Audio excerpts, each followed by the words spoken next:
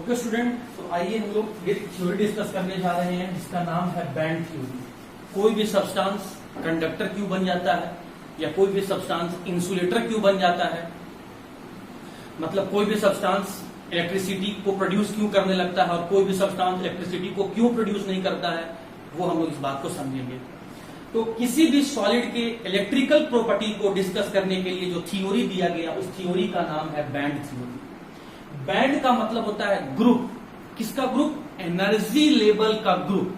The group of energy level is known as the band. फिर से बोल रहा हूं, the group of energy level is known as the band. अब आप इस बात को समझिए स्टूडेंट, आप ये बात जानते हैं कि जब कोई मैटर गैसियस स्टेट में रहता है तो वहां पर उन पार्टिकल्स के बीच में डिस्टेंस बहुत ज्यादा होता है। और पार्टिकल्स के बीच में डिस्टेंस बहुत ज्यादा है, मतलब एटम्स के बीच में गैसियस पार्टिकल के एटम्स के बीच में डिस्टेंस बहुत ज्यादा है। तो एटम के सेंटर पार्ट को क्या कहते हैं? न्यूक्लियस। न्यूक्लियस में क्या क्या प्रेजेंट होता है? प्रोटॉन और न्यूट्रॉन। न्यूट्रॉन तो न्यूट्रल चार्ज पार्टिकल, उसके ऊपर कोई भी चार्ज नहीं है, और प्रोटॉन पॉजिटिवली चार्ज पार्टिकल है और इसीलिए न्यूक्लियस जो है वो पॉजिटिवली चार्ज होता है। न्यूक्लियस के जो बाहर का रास्ता है वो सर्कुलर है। इस सर्कुलर रास्ता को क्या कहते हैं? ऑर्बिट या सेल कहते हैं। जो सबसे पहला ऑर्बिट होता है उसे ग्राउंड स्टेट कहते हैं, ये सेकेंड ऑर्बिट है। और अगर हम ये मान लेते हैं कि ये लास्ट ऑर्बिट है तो इसे हम बोलते हैं वैलेंस सेल। वैलेंस सेल या वैलेंस ऑर्बिट। और इस वैलेंस सेल में रहने वाले इलेक्ट्रॉन को वैलेंस इलेक्ट्रॉन कहते हैं। तो कहने का मतलब है स्टूडेंट कि जब कोई पार्टिकल गैसियस स्टेट में है तो उस समय वैलेंस सेल में रहने वाला जो वैलेंस इलेक्ट्रॉन है उसका एनर्जी सेम होता है। जैसे हम मान लेते हैं कि ये भी कोई गैसियस सब्सटेंस है, उसका एटम के सेंटर पार्ट में न्यूक्लियस है, इसका भी जो आउटर मोस्ट स्पेस है इसे हम ऑर्बिट या सेल कह रहे हैं। ये इसका वैलेंस सेल है, लास्ट ऑर्बिट है, वैलेंस सेल है। इस वैलेंस सेल में ये जो इलेक्ट्रॉन है ये वैलेंस इलेक्ट्रॉन है। तो ये गैसियस सब्सटेंस में ये पहला एटम और दूसरा एटम में जो रहने वाले वैलेंस इलेक्ट्रॉन हैं इन दोनों का एनर्जी बराबर है। लेकिन जब यही मैटर का फॉर्म जब सॉलिड में बदल जाता है तो वहां पार्टिकल के बीच में डिस्टेंस बहुत कम हो जाता है। और डिस्टेंस कम होने के कारण से अब जो उनके वैलेंस सेल में जो इलेक्ट्रॉन मौजूद हैं उनका एनर्जी सेम नहीं होता है। क्यों सेम नहीं होता है स्टूडेंट? क्यों सेम नहीं होता है इस बात को देखिए, समझते हैं ऐसे। जैसे ये मान लीजिए दो एटम है, ये इसका न्यूक्लियस, ये इसका न्यूक्लियस, ये इसका वैलेंस सेल में रहने वाला इलेक्ट्रॉन और ये इसके वैलेंस सेल में रहने वाला इलेक्ट्रॉन। तो जब दो एटम पास में चले आते हैं तो ये जो इलेक्ट्रॉन है उसको ये भी न्यूक्लियस अट्रैक्ट कर लेता है और अपना वाले एटम का न्यूक्लियस भी अट्रैक्ट करके रखता है। सिमिलरली इस इलेक्ट्रॉन को सेकेंड न्यूक्लियस का भी एटम अट्रैक्ट करके रखता है और फर्स्ट एटम का भी न्यूक्लियस अट्रैक्ट करके रखता है। तो इस कारण से अब ये जो यहाँ पर वैलेंस इलेक्ट्रॉन मौजूद है फर्स्ट एटम में और सेकेंड एटम में जो वैलेंस इलेक्ट्रॉन है, अब इनका एनर्जी सेम नहीं रहता है। इनका एनर्जी में कुछ डिफरेंस देखने को मिलता है, एक पर्टिकुलर रेंज के बीच का होता है। इस वैल्यू से लेकर उस वैल्यू के बीच का वैल्यू होता है। इन दोनों का एनर्जी सेम नहीं होता है।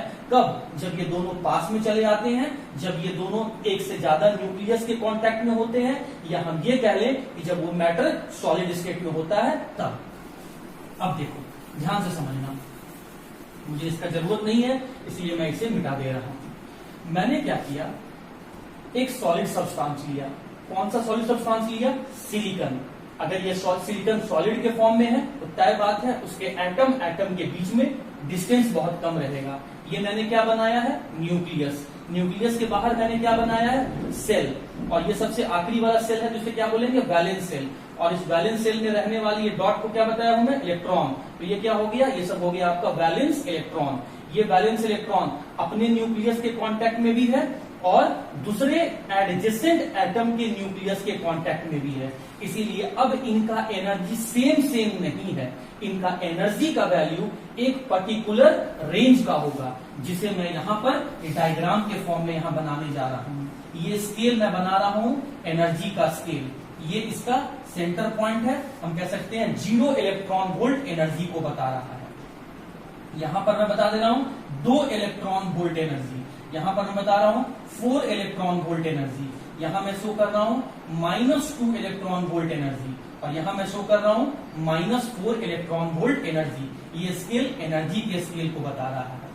अब देखिए सिलिकॉन का एटम लिया, सिलिकॉन का एटॉमिक नंबर कितना स्टूडेंट 14।